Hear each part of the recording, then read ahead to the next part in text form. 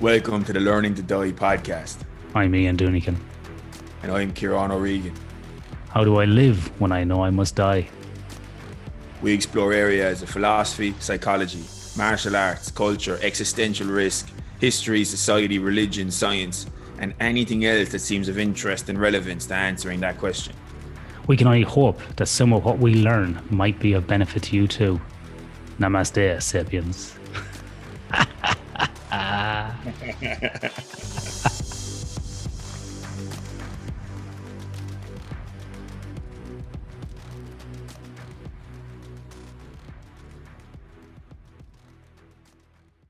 I'm looking forward to this because I was at this all weekend, so I'm pumped. All right, so what I'm going to do, we'll just kick off here and we'll get going. So I'm going to share a screen and we'll use this to kick off. So today we're talking about World War II, and specifically we're talking about Hiroshima. Before I start now, Ciaran, can you see these slides in their full totality across the screen? Yeah, at the moment it still hasn't been clicked into a slideshow, but I can see the slide, yeah. Oh, it might take a second. Is it in slideshow now? I think I can see your screen, so on a full screen share, but it's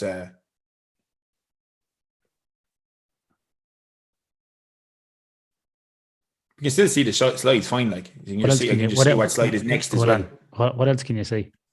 You can see. I can see what slide is next. Okay, I can see where it says. Okay, hold on there a sec. Right, let's do it. I know what to do. Should probably start this episode again. I'm going to, yeah. Now can you see them in its full? Yeah, that's perfect now. Yeah, perfect. All right. I'm gonna kick the ball off again and kick the episode off. Yeah, hold on. Heil Hitler. 5, 4, 7.5, 3 3/4, 2.5, 1. Welcome back to Learning to Die podcast. Today we are going to tackle a subject about World War II, and specifically we're going to look at Hiroshima. Ciaran, why are we going to look at Hiroshima at this point in time? What's the significance of Hiroshima in this month of August? The 6th of August was the anniversary, and the 9th of August, which is today actually, isn't it? Today's the 9th. Yeah, well, as of recording, yeah, people might hear it in a couple of weeks. Today is the 10th. Today is the 10th. Or for me, it's August 10th. Yeah. So yesterday would have been the anniversary of Nagasaki for the nuclear bomb to kind of, I suppose, trigger the end of the Second World War. And technically, were the nuclear bombs or atomic bombs? They're a form of nuclear bomb called atomic bombs. Oh, okay. So, yeah. So there's nuclear bomb, and then there's thermonuclear, were the weapons that were developed in the early 50s. The ones that are 1,000 times more powerful again than the ones that were dropped on Hiroshima and Nagasaki. Yeah. So we'll get on to that, but I just got as we're going to get into the implications of the nuclear era that we entered and what the kind of technological advancement triggered in terms of the new era that humanity entered upon harnessing this technology. And it wasn't just nukes, but other things as well that we end up talking about. But centering around the nuke is just unbelievably interesting. And I don't think this is interesting to me, not just because of the specifics of World War II. Like this World War II is unbelievably interesting for more reasons than I could list. Yeah. It's a fascinating subject. Yeah, for all sorts, culturally, ideological stuff, ideological extremism, the lessons learned from World War I and how the Japanese were treated after their surrender versus how they treated the Germans after the First World War, all sorts of stuff. But the area that interests me the most at the moment about it, or one of them at least, is one of the core ones, is the bomb, the development, harnessing of the nuclear bomb and the harnessing nuclear energy in a militaristic way, because our intuitions still, we have these 300,000-year-old intuitions, and only in the last 76 years, 1945, I think it was 11:29 a.m. on the 14th or the 16th of July was when the Trinity bomb blast went off. And Toby Ord in his book, The Precipice, that I have up there behind me, kind of uses that as a kind of a bookmark. Okay, this is when we entered a new era in humanity, where we entered this place where we now all of a sudden have developed overnight, well, it took years to develop, but upon the realization that it had worked, had developed the technological capacity to destroy the entire future of humanity without the commensurate jump in the love and wisdom to ensure we don't derail the whole train. So that it was like a stamp in time, and our intuitions aren't set up to deal with that. So this is why Ciaran, this whole thing. Ciaran, I think if you wouldn't mind just sharing the quote by Dr. Robert Oppenheimer, the quote from the Bhagavad Gita. If you could just share that quote that he said once that went off, I think that really summarizes, for me, that statement encapsulates you used the word precipice. I think we just, as a humanity, stepped off the edge that day. Can you please share that quote for people? Yeah. So there's an interview that Oppenheimer did, where I'm sure we're going to get onto him once we kind of get to the section on the bomb. And I'm looking forward to talking about Oppenheimer because I find him a fascinating character. But he was a bit of a polymath in that he was the head of the Manhattan Project that developed the bomb in Los Alamos in New Mexico, and he was the top dog there. And he was a great physicist in his own right. He actually ended up doing original work to predict the existence of black holes using Einstein's general relativity. He was one of the people that actually predicted the existence of black holes first using Einstein's GR that was originally published in 1919.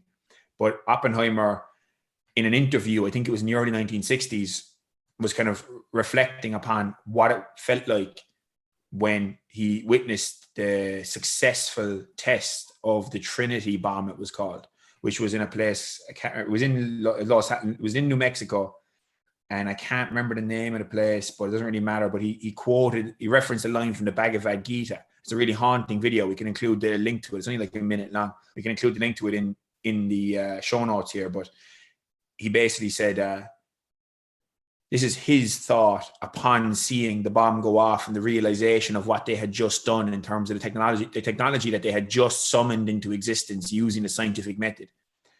And he said, now I am become death, the destroyer of worlds, was the line that came to him from the Bhagavad Gita, the Hindu scripture. When you hear it live on the recording on YouTube, it's haunting. It's absolutely haunting to hear him say it.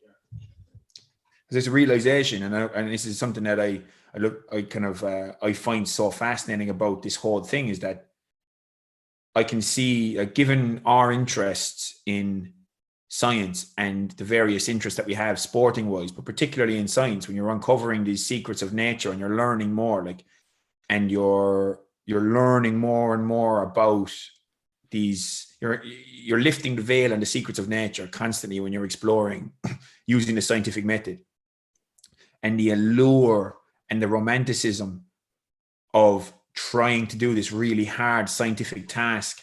And I can see how there was definitely people involved in the Manhattan Project that aired ethical concerns, but I can see how the allure of the scientific endeavor kind of functioned as rose-tinted glasses, as well as, of course, the fear of the Nazis getting there first.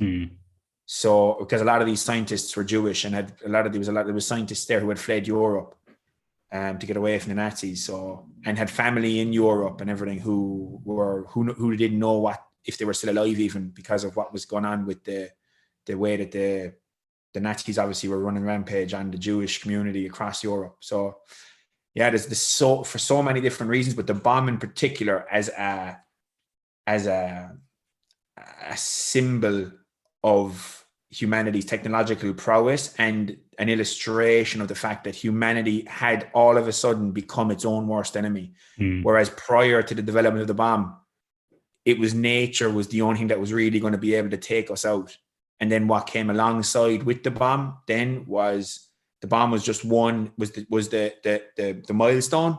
And after that, there was a whole load of other technology that came around that, and there's still only growing technological advances, things like engineered pandemics or really catastrophic geoengineering that could take place. And, so that has only, but all this stuff has come around since the bomb. But yeah, this is as a focal point to work around in describing World War II and the implications pre and post. Like our intuitions are not set up to recognize how vastly different the world we live in now versus the pre-bomb world. Like we're actually on a different planet in terms of the options available militaristically.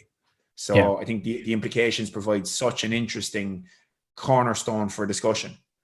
And I just want to preface this conversation where we are going to be talking about Hiroshima and Nagasaki predominantly in this episode. And we are going to be talking about, elements of World War II, predominantly what happened in Japan. But I think it's fair to say that Ciaran and I are both lovers of Japanese history, culture, philosophy, and martial arts. So this is to be no way taken as taking a club or a baseball bat to the Japanese culture. We're just going to be talking about the facts and what happened, whether people think they're right or wrong. These are some of the facts that have happened. And also as well, Ciaran and I both are not historians by any stretch of the imagination or any means. And so if you have additional points you'd like to raise or email or let us know about, please do, because we're always on the quest for knowledge. We don't have any, glass houses constructed about our own opinions. This is just from our own limited research from me, and then from a very extensive, in-depth essay that Ciaran has written himself in his own time. So our conversation will be wholly focused around that. So with that, I'm going to asterisk that would Can I add one with point? a disclaimer from me. So you add your disclaimer, Ciaran. Yeah, but just as a parallel there is that like there's actually a philosophical parallel between what the Japanese military did and the Japanese leadership did with their country and the twisted bastardization of samurai culture that they ended up generating in order to manipulate and control their population and to brainwash their soldiers. And they developed a whole new religion and everything based on it. And this amalgamation. So there's actually a very interesting parallel between the bastardization of Zen Buddhism and because you can even there's some Zen philosophers, Zen Buddhist monks who ended up, I think D.T. Suzuki might have been one. Yeah, he started up the San Francisco Zen Center. Well, I'm trying to think, was it Suzuki then? It might have been him or another really well known. It was one of the books that I have there. I can't remember. I'll get the name and for the next episode, but he'd come out afterwards and kind of admitted and kind of realized his errors and his mistakes and the misrepresentation of Zen Buddhism and samurai culture. I think you're right. I think it was Suzuki. Was it Suzuki? Yeah, I'm nearly sure. I'm 98% sure on that. But there's a parallel there with that, and also how Nietzsche was bastardized, by the Nazis. Yeah. So just like we can love aspects of Japanese culture and German culture. Like Nietzsche was one of the most. It was a massive impact on me and his writing, and he will be for until like I don't know the day I die maybe. But like that doesn't mean that we're also trying to demean people in any way. Like it's just ideology. It's like humans are the human. Like every man, like Montaigne said, like every man bears the whole form of the human condition. And there's nothing within me that makes me think that I'm so special or I'm so smart. That if I grew up in Imperial Japan, 1930s or 1930s Germany, that I wouldn't have been a guard in Unit 731 butchering Chinese people, or that I wouldn't have been an SS guard walking Jews into a gas tank. Like, there's nothing that makes me think I'm I'm special. Like if I was living in Imperial Japan or Nazi Germany and I grew up there and I was exposed to the ideology, and that's what shaped my worldview and what I was exposed to, and these are the books that I was shown, and all the other books were burned, and there wasn't public libraries, and then you're constantly in this ideological monoculture. Of course, like so when we're launching these critiques or we're discussing the implications, and essentially the World War II is kind of broken into this very simplistic kind of good guy, bad guy narrative, especially because Hitler essentially has become a modern day secular replacement for Satan. It's very interesting to be able to recognize that these are just ideologies. This is one of the other components. This is the other component of World War II that interests me the most, which is just the power of ideology at controlling people and manipulating people and shaping worldviews and steering humans that have the capacity to be Jainist. Humans have the capacity to be Jainist monks that want, or Jainist followers. That's a kind of Jainism is kind of a similar religion to Buddhism. We have just as much capacity to be a Jain, to be part of to follow kind of Jainist philosophical teachings and not even hurt bugs, as we have to walk Jews into a gas chamber or go and massacre the nearest village if we're in Rwanda. So I think the power, that's the other, they're the two strands. Maybe we'll do a separate component on that as another episode, specifically talking about ideology and about the power of these ideologies and the intoxication of these ideologies and what they tapped into, communism, fascism, and the various kind of strands and of these mass movements, and Maoism as well, of course, as a flavor, Chinese flavor of communism. But so that's basically, that's the kind of caveat I wanted to give, is that there's Nietzsche in particular, especially because we've talked about it on the podcast before. Nietzsche in particular had his sister was a bit of it, was not even a bit, was a Nazi. What was her name? Elizabeth, I think. And she, or Lisbeth, but she ended up essentially kind of twisting, that's right, his work, Nietzsche's writing to kind of suit this idea of the kind of Nazi Aryan race stuff, and this kind of, like the Übermensch was associated with that. So just like that happened with Nietzsche, Japanese samurai culture was twisted and bastardized to fit the kind of imperialistic kind of, essentially what was going on in Japan was essentially basically the same as what was going on in Nazi Germany in terms of this like ethnic puritanism and this kind of metaphysic based on being this superior race that was going on but it was nothing got to do with the people. It was the ideology that was steering the people. Just the way that now, you know, obviously we go to Germany or Japan now, obviously they're lovely places to visit. So I don't know if that caveat probably was maybe not even needed, obviously, but it's just an interesting one to highlight. No, I think it's even good for us just on our own to set that ground and make sure that we don't, not that we would, but just to be clear. All right, so we'll kick into some of the kind of the precursors to World War II, because some people may not be familiar with it. Some people, when I talk about World War II, go, "Oh, another one of these World War II people. He's banging on about facts from World War II." It's a bit like saying you're a vegan, you know. "Oh, that lad's mad at World War II. Don't get him started," right? And I've always had an interest in that. And I think, you know, when you grow up in a European country, you do. So some of these images here on the screen, if people are watching it, you'll see these. If you're listening to this on the audio, you can go to YouTube and watch this entire episode with the same audio, but look at some of the images that we put up here. So some of these images are quite confronting. We can see the Nazis here. We can see the Imperial Japanese Army with the rising sun flag, which is very rarely used these days. You got some beach landings down there by the US Marines. You got POW soldiers in Japan, which there was over 100,000 of them, and we'll come on to that topic later on as well, because that plays into a key part of the bombing of Hiroshima. And then we also have the old flag on Iwo Jima, which was seemingly raised. Not sure if that all really happened or not in that manner, but anyway, probably a topic for another discussion. So it's a couple of images there to get us started. But let's look at some of the facts that kind of are the precursors to what set up World War II. So really, you could divide World War II out into probably, you know, two wars, really. You got the European War, if you want to call it that, like Ciaran was alluding to there. You had the Allies like Britain, USA, Russia, the Dutch, Canada on one side. You were saying good versus evil, Ciaran, and I think they always get depicted as the good guys. But then what doesn't get depicted as the good guys before the Cold War was the Russians. The Russians were part of the Allies as well, which a lot of people get surprised about and probably don't realize that the Russians were also fighting against the Nazis. On the other side, then you had the Germans, the Italians. That was only after the pact finished.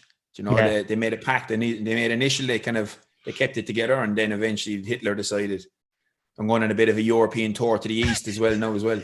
That's right. Yeah, because they basically had kind of a gentleman's agreement, didn't it? Hitler was like, Yeah. "You do your stuff up there, I leave you alone." Then Hitler got a bit too crazy and started going through Poland and thought then he'd walk up to Stalingrad. But then the old cold winter got the Germans and froze them to death. They weren't ready for that. So yeah, you have that war was happening there, which basically gets noted from the 1st September 1939 right through to the 8th of May, Victory Day. 1945, but obviously D-Day happened on the 6th of June 1944, or commonly known as Operation Overlord.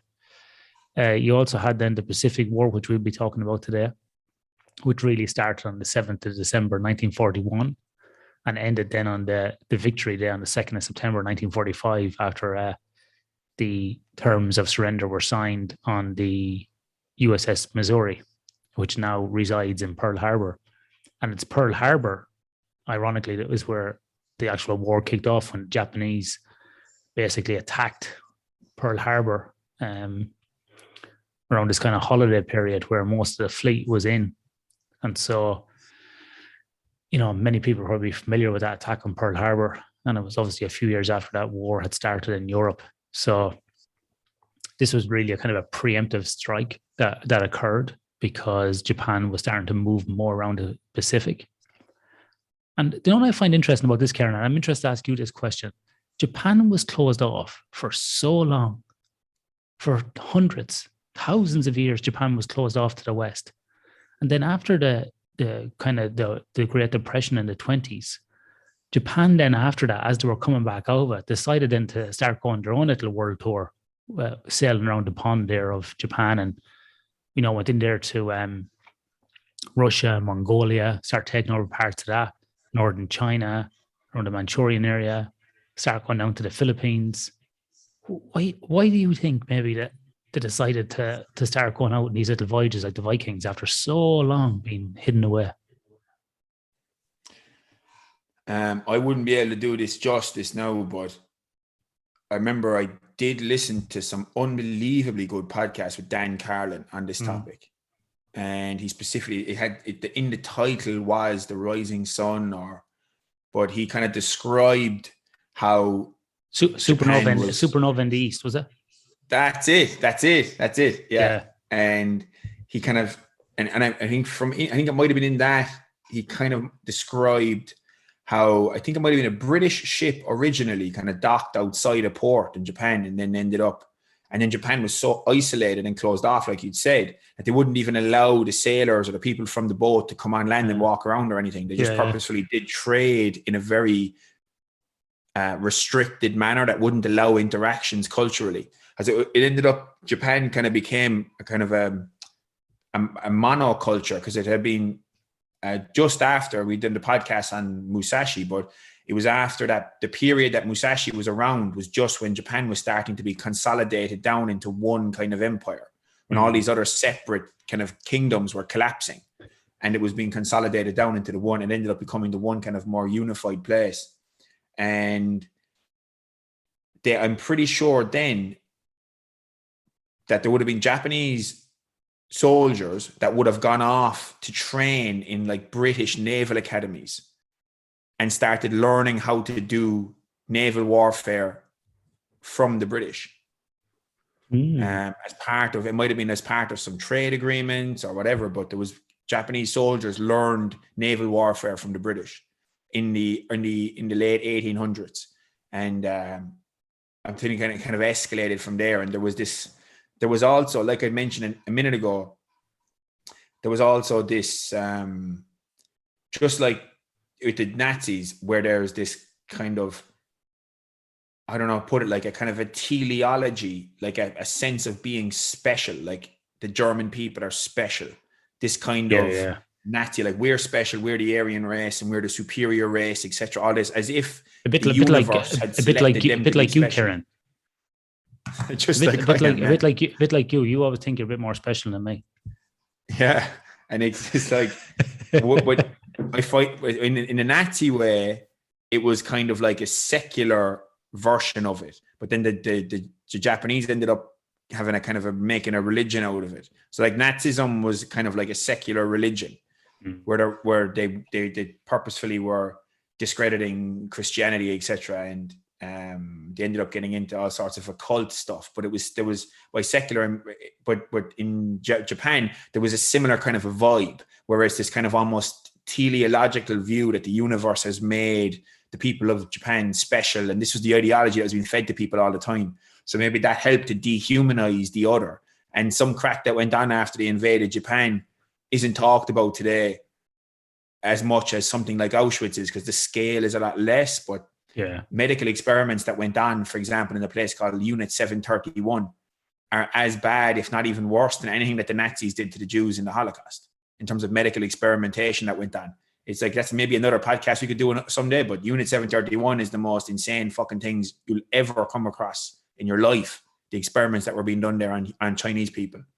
And another example of what went on with the Japanese in China was like the rape of Nanking. Yeah. Jocko's done a great podcast on that. Yeah. And in that Jocko podcast, if I remember correctly, he reviewed 2 books. One of them was about was called The Rape of Nanking. And another one was a book written by the mother of the woman who wrote The Rape of Nanking, talking about watching her daughter lose her mind as a result of researching the book and then eventually killing herself after writing the book, because the research process and the writing process took so much out of her because of what went on there was so insane.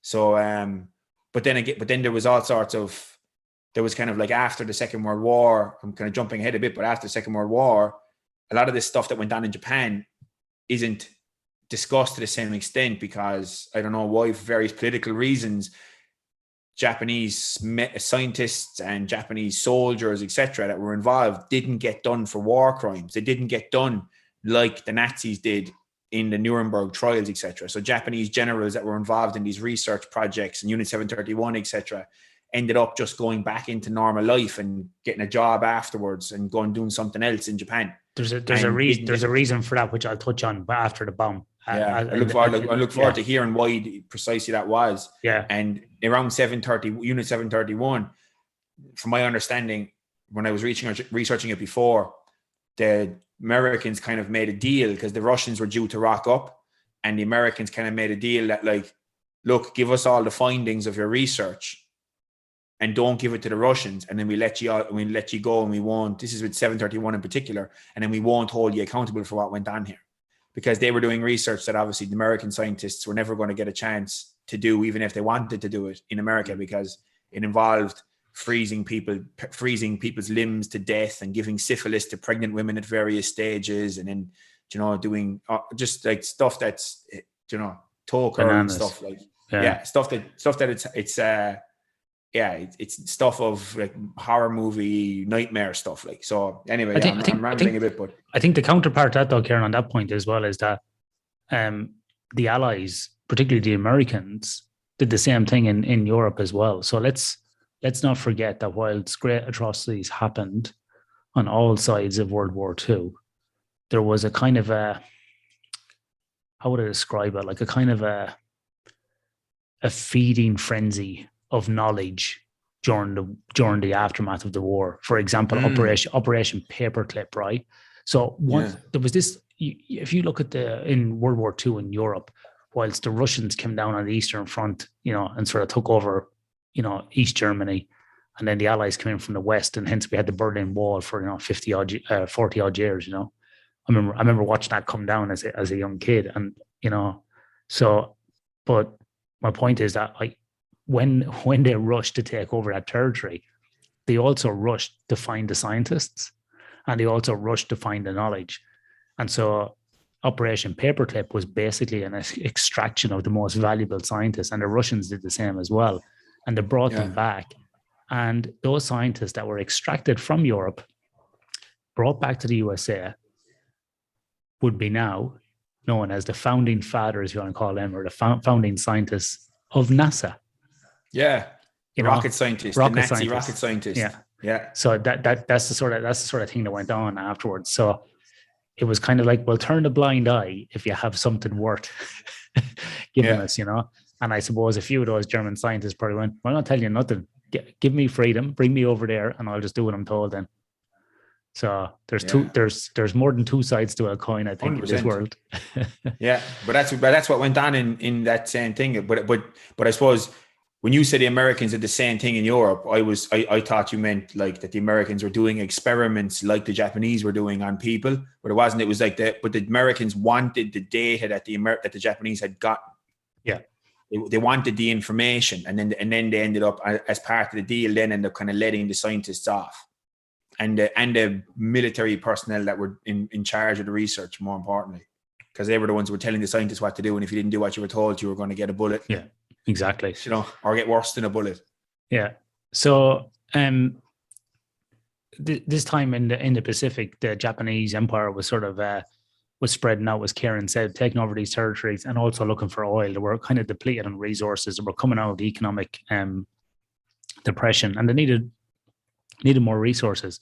Oil was a big issue at the time as well, so they had to kind of go forth and get it. And my kind of reflection on this as well is that when a country was kind of suppressed and locked away for so long, when they went out, they went out. It's a bit like people after lockdowns. You let them out, they go fucking out, right? So it might be a bit of that going on as well. During the war then as well, I'm not going to labor too much on the war itself and in terms of just want to give some of the precursors, but prior to this, to the bombs going off, the Allied forces were blockading Japan, so they were cutting off supplies. People were like starving in Japan. Like people were starving to death. There was a massive issue in Japan. Food wasn't getting through. Their industry was getting hampered. They were cutting them off kind of slowly. They were winning these battles around the Pacific, like Guadalcanal. The Americans took over Okinawa. They were slowly kind of just focusing and moving in around them. And if you want to watch a great show on this, there's a great HBO show called The Pacific, and there was also the Band of Brothers. And The Pacific, highlights that sort of that warfare that happened in the Pacific, which was really different than what happened in Europe. It was a completely different type of warfare that was occurring. In addition to this, there was lots of bombing happening in Japan, B-29s, which is also the aircraft that dropped the A-bomb. I think the Enola Gay was the name of it.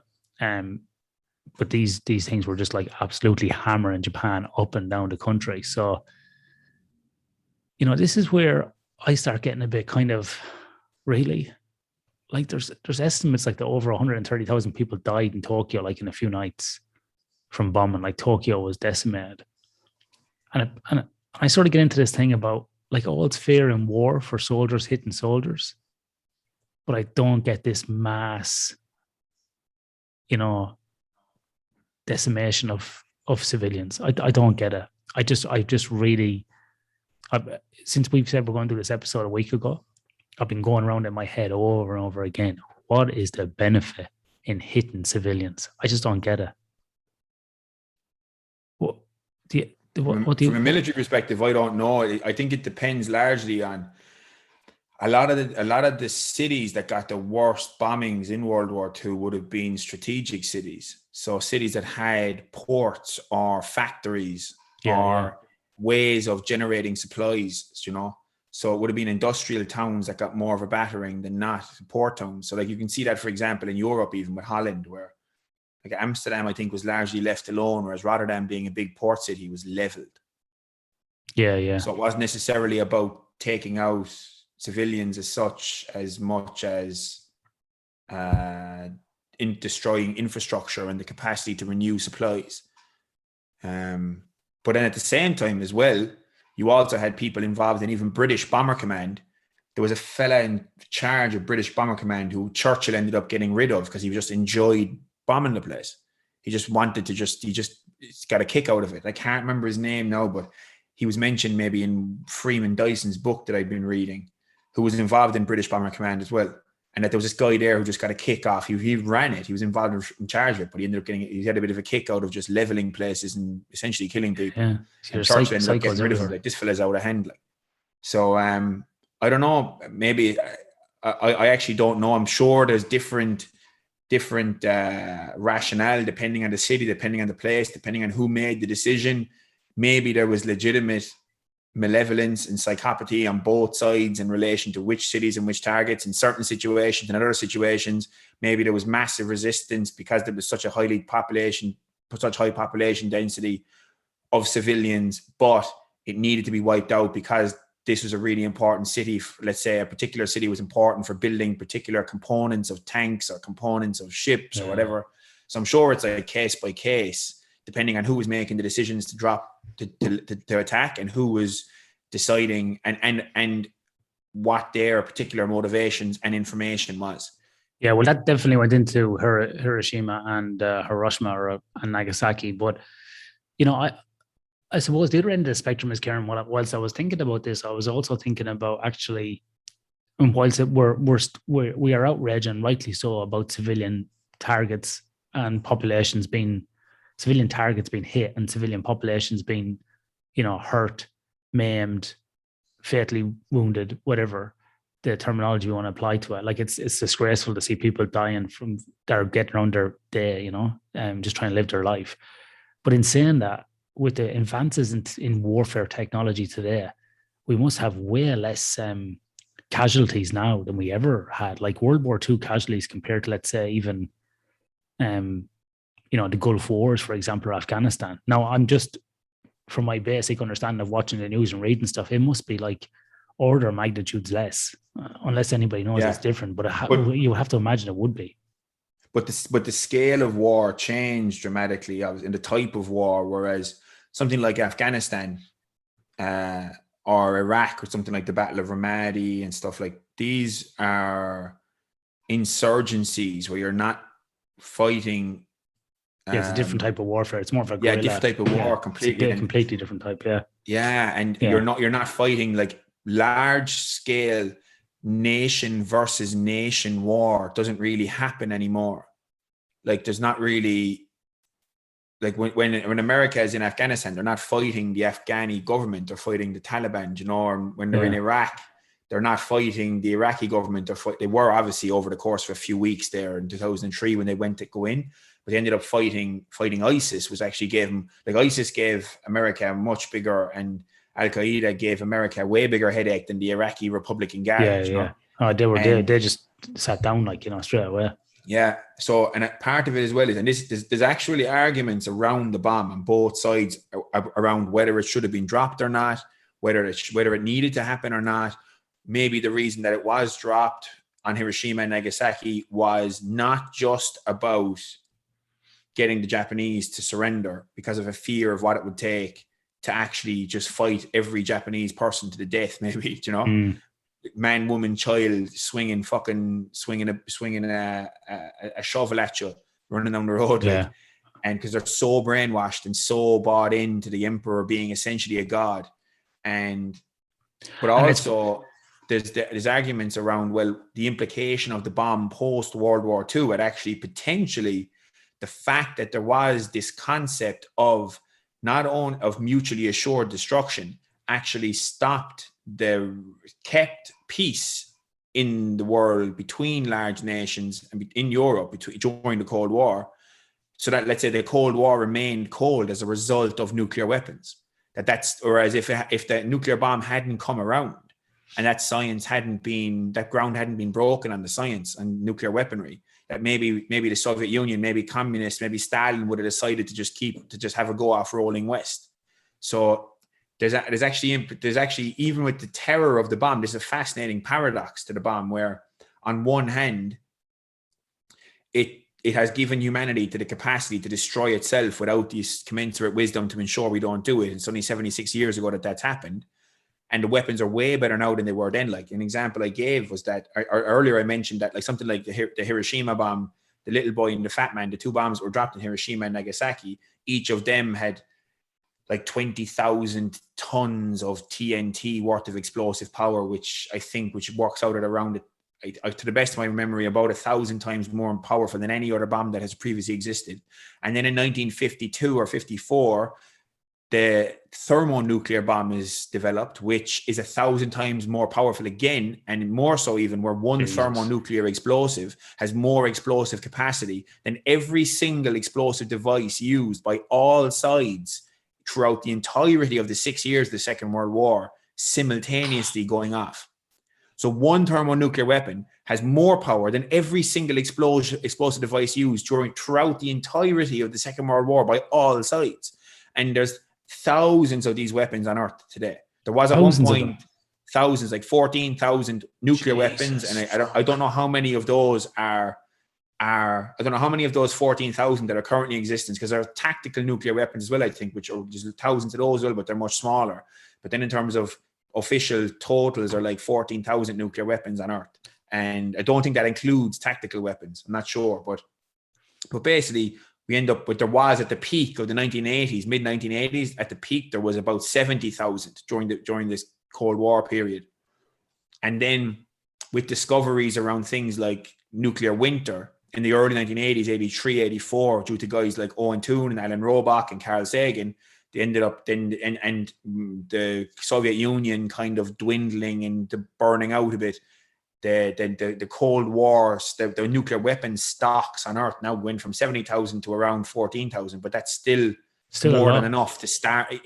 That's 10 times as much as it would take to starve nearly everyone on Earth to death if 1/10 of what currently exists on Earth went off, less even, 100th of it.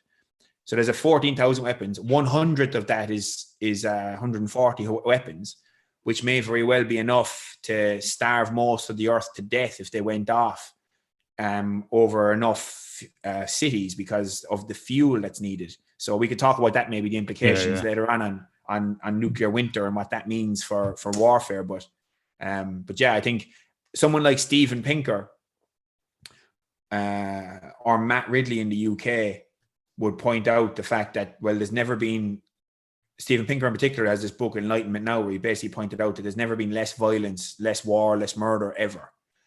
But at the same time, I suppose what we need to keep into account that while there's never been less death by murder ever now, we're like, more people, I'm pretty sure it's more people commit suicide every year than are actually killed by violence. Yeah, but Karen, there's also more chance of mass extinction as well. So that's the other thing that was never. And that's what's gone in parallel with it, which is fascinating. Which is a kind of a political implication around the bomb, that these large scale internation wars are less likely to happen, but a nuclear accident could kick off a cascade, or India and Pakistan could kick off over an escalating feud over somewhere like Kashmir. And all of a sudden then they have a go off each other because of some person who genuinely thinks they're going to go to paradise or be reincarnated if they do whatever their religion tells them to do. And then all of a sudden they're pushed the button, and then or someone, or how much fucking rationality or cool, calm collectedness is there going to be if there's all of a sudden a mushroom cloud over some Indian military installation because of an accident on a base or something. And so when you're going to work tomorrow, people, remember, you actually control fucking nothing. We do. We control our own actions and intentions. So like that's, if we're gonna go down with the ship, we might as well go down like the Titanic musicians, just go down and play music. Oh yeah, exactly. Yeah. No, just love people, be sound, don't be a cunt, be grand. That's it. We're going to make up our own commandments here very shortly. All right, back to the show, as the man says. So the other thing as well is you mentioned there, Ciaran, we had the emperor of Japan at the time, who was like a kind of a figurehead. And this is the Imperial Palace in Tokyo. There's a picture I actually took on a holiday trip back in 2010. And that bridge there, actually, if you watch a movie called Emperor with Tommy Lee Jones and Matthew Fox, the guy I lost, there's a movie called Emperor, which made in 2012, which is a true story. A lot of scenes are shot on this bridge here where it shows like cars going in and out. So from this area here. So that was in August in 2010. We went to Tokyo, and then we flew from there to Boston and watched UFC 118. So, and then from there we went to Toronto, then Cuba, then to Prague and home. We went on a 6-week trip. Myself and my wife. Man.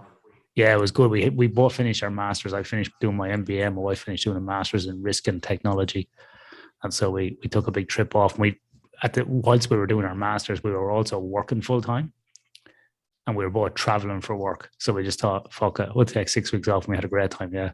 So yeah, and it was hot as fuck on this day. It was like 36 degrees and mega humid in Tokyo. But yeah, beautiful pictures there. You can't really get close to the palace, but a beautiful stonework here, as you can see. But the emperor resides in here, the emperor of Japan, and the emperor actually, the lineage still goes on. So the emperor at the time was Hirohito. He died in 1989, and he sort of after the war sat down with General MacArthur and helped rebuild, I suppose, Japan, because what would have happened really is there's a whole thing about it, and that movie Emperor talks about, but there was a whole thing about whether to actually take the emperor out and try him for war crimes, and I'll talk a little about that later on. But they basically left him in, and he helped rebuild Japan, and they left the emperor in place, and his grandson is in power, I think, today as the emperor, but it's mainly a figurehead, and it has no real kind of bite. It's more ceremonial, a bit like in the UK, maybe even less.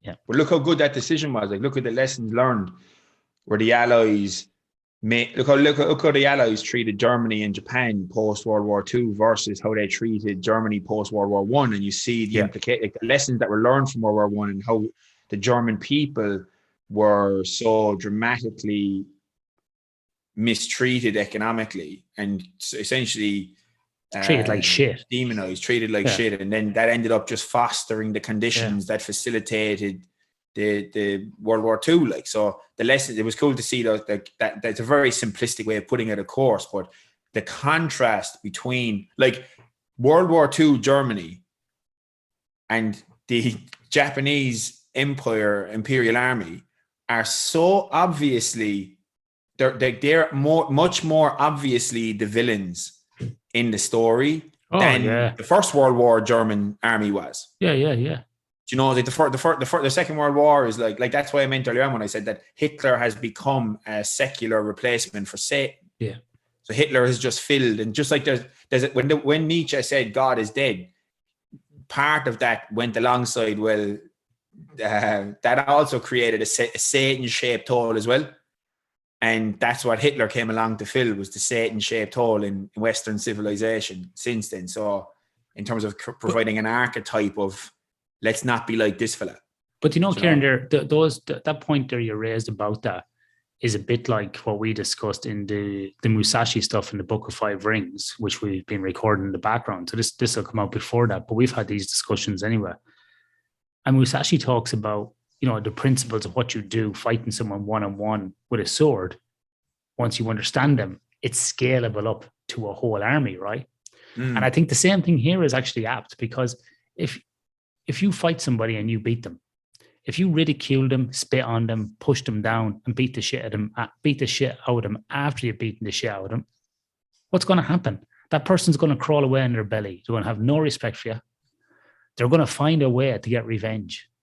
As Maximus says in Gladiator, in this life or the next, they're going to haunt you, man. They're going to come out from behind the wall tonight and absolutely bop your fucking head with a rock. Because that's what I would do if someone did that to me. Yeah. I'm going to get you.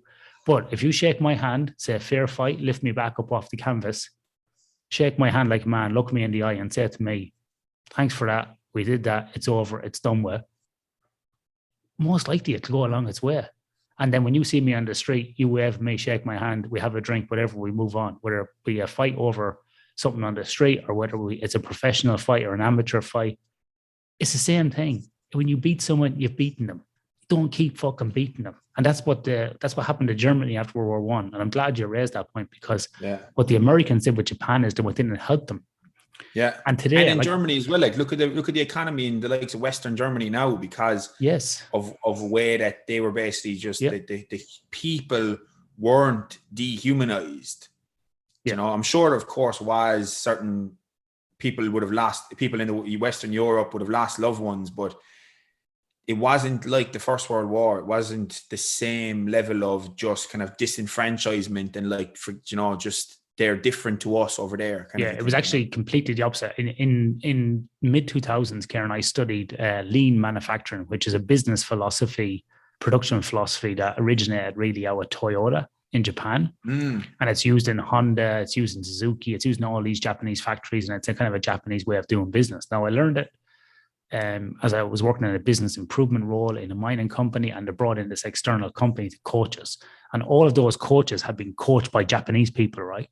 So, we're at sort of like one generation down from those guys.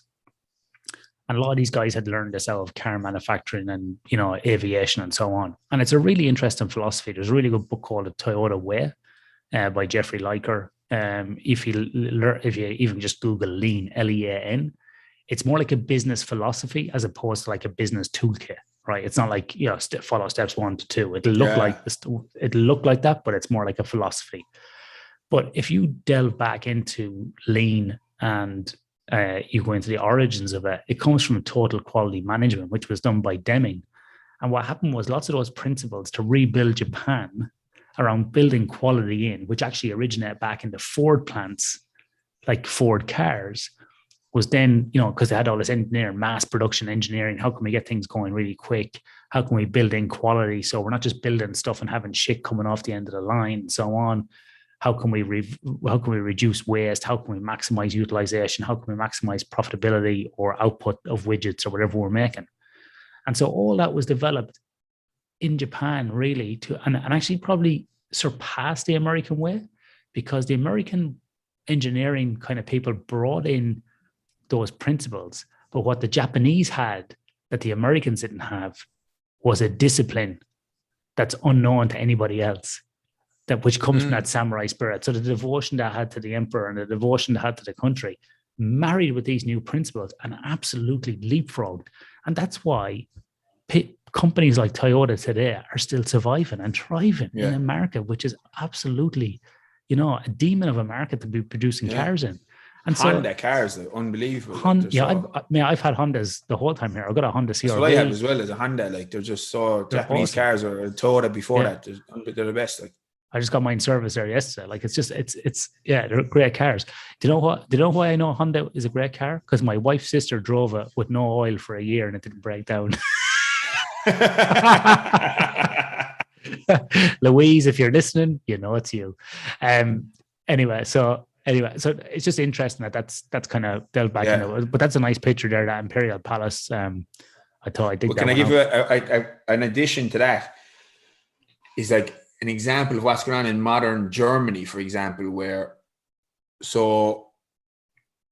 the mid 1980s, it's been illegal to deny the Holocaust in Germany, and I'm not sure for how much longer before that it was illegal to have Nazi flags and Nazi memorabilia, Nazi flags and stuff, unless you're specifically using it in art, let's say, like a movie or whatever. But neo-Nazis still exist, of course, all over the Western world. But like the neo-Nazis in Germany don't just go away because you make it legally difficult for them to talk in public, So all that's happened is they've gone underground and they've festered. And like, according to a Deutsche Welt video I saw recently, DW News, the big German news company, they ended up, I think 2020 had the largest number of far-right related violent incidences in history, basically in Germany, in modern Germany, obviously post-World War II. So this idea of, and I think the same thing that applies to the way that the Allies treated Germany after the Second World War versus the First World War, or in Japan as well. The same thing applies to how within our societies we treat people who have ideas that we don't like. So this idea of dehumanizing these Nazis, these neo-Nazis, and saying to them, oh, you're just scum or you're just whatever, and saying that you're not allowed to say your mean words in public because they cause offense, without realizing that they're not going to go away just because they can't talk, and they're not going to change their views. In fact, they may very well just feel like marginalized rebels and go away, and their ideology is just going to fester in secret where it's not open to the public. Whereas when you see something like the First Amendment protections in Skokie, Illinois in the 1960s, basically the American Nazi Party wanted to march through a town, this town Skokie, wanted to march through a town of predominantly Holocaust survivors, and a Jewish lawyer by the name of David Goldberger helped them basically helped get them the right to be able to march. And because it was like, well, the principle of free expression is more important than these people's unpleasant ideas. So, and you look at something like, so I could go off on a rant there on free speech, but I think it's a fractal principle. It's like just what you described there with having a fight or someone or an argument with someone and just kind of shaking a hand and getting on with it and and trying to reach a common ground. Yeah. That same principle applies where we can't, within our societies, isolate and marginalize people and treat them like they're inhuman, because we end up with the same kind of conditions festering that resulted in the kind of mass ideology of the World War II in Germany, with the collapse of the Weimar Republic, etc., as a result of the conditions on people. But nowadays, with modern tech, which you might get onto as well, what that nuclear bomb signified, also all this other tech has come along since, where we're not that far away, where someone like a school shooter now, and I know you saw this in the essay, but someone like a school shooter nowadays we're not that far away technologically, where that person could very well be like a city plaguer and could print off and make using CRISPR gene drives. And as this stuff gets easier to make and easier to produce, you're not going to need to be an expert chemist or biologist to be able to make smallpox or the Spanish flu in your kitchen and release it in the school or release it in a city. Or someone like Omar Mateen, who was this Islamist extremist lad who murdered all these people in a gay bar in Florida. There's no reason that someone like that in the very near future won't be able to make packages of some kind of pathogen and send it to San Francisco during the Gay Pride Festival. So like, this is the kind of thing that's not that far away, where it's going to be possible to do, as our tech gets better and better, the capacity for even single individuals in terms of force multiplication to do immense harm is increasing at the same time, where we need to take lessons from World War II at how we treat people that we've defeated or that their ideas are currently minorities, whether it be someone who's some kind of an Islamist and wants to impose Sharia law in a society, whether through politics or violence, and realize, look, we can't have this, but we're not going to dehumanize you. And just because you just have an ideology, or whether it be a Nazi, it's the same thing, or whatever, pick your ideology, pick your incompatible ideas with liberal, open, secular democracy. So I think there's lessons to be learned there that apply sociologically within countries as well as between countries after conflict.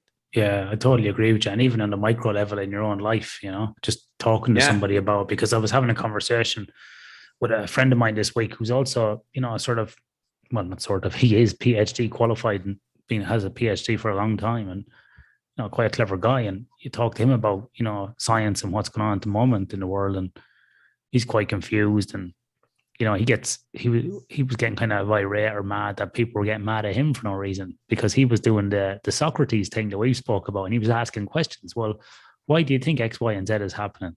And then they were getting mad, and then they were getting mad at him, in these social settings. And I just said to him, like Socrates, you're going to have to drink the hemlock. And he goes, actually, you're right. He was laughing about it, but saying that same thing about on a micro level, let's not get crazy here, people. Let's just remember we're humans and we're trying to work things out, and everybody's got an opinion. But just because you beat someone or you have a point or you're right about something, don't keep poking and poking and poking. Let up. We all need to kind of learn together. So, or feeling like there's a sense of intrinsic superiority over someone else just because of an ideological difference. Like even with like I was deadly serious, and we know we've talked about this a lot in the past, maybe not on this podcast, but in other conversations, where I was very much influenced by things that I come across over the last 5 or 6 years. Initially with Jocko, and then books that he kind of put me onto, and then with the likes of Peterson, where it became really important to recognize the difference. That there isn't a difference between me and any of these people that do atrocities, that there's nothing that makes me any difference. So when you can realize that if I was exposed to the same ideas as these SS soldiers, I can't see a reason why I wouldn't have done what they did.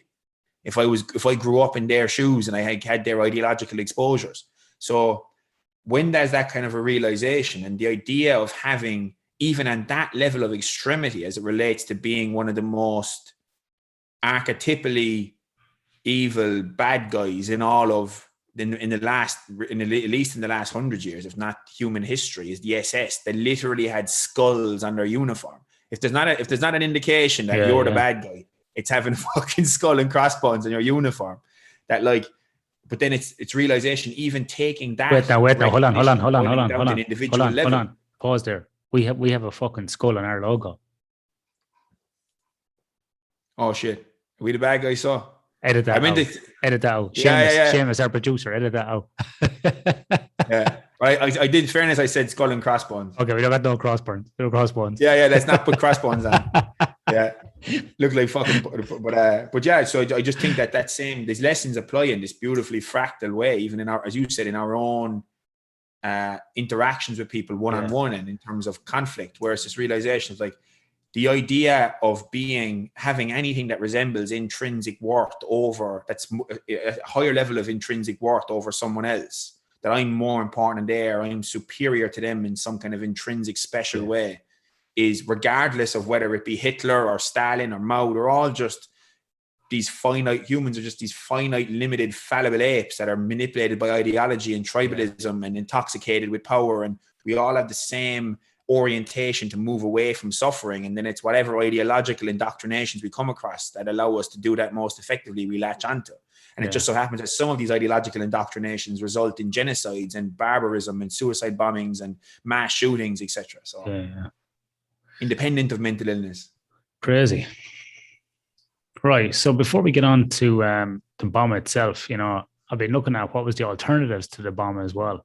So a lot of people might ask the question, did they really have to drop a bomb in Hiroshima and Nagasaki? And there was also a third bomb in plan as well, because after it was dropped on Hiroshima, the Japanese government didn't believe it actually happened. It took them a few days to verify it. And then after that, there was a number of skirmishes happening. And so they actually didn't believe really it was happening. But a third bomb was planned. But one of the things that was planned in lieu of the bomb, and it was done, was what's called Operation Downfall, which is basically a D-Day in the Pacific. And you can see this here. Operation Downfall had two fronts here, Operation Olympic and Operation Coronet. When I first read that the other day, I thought it was Cornetto, which is an ice cream in Ireland.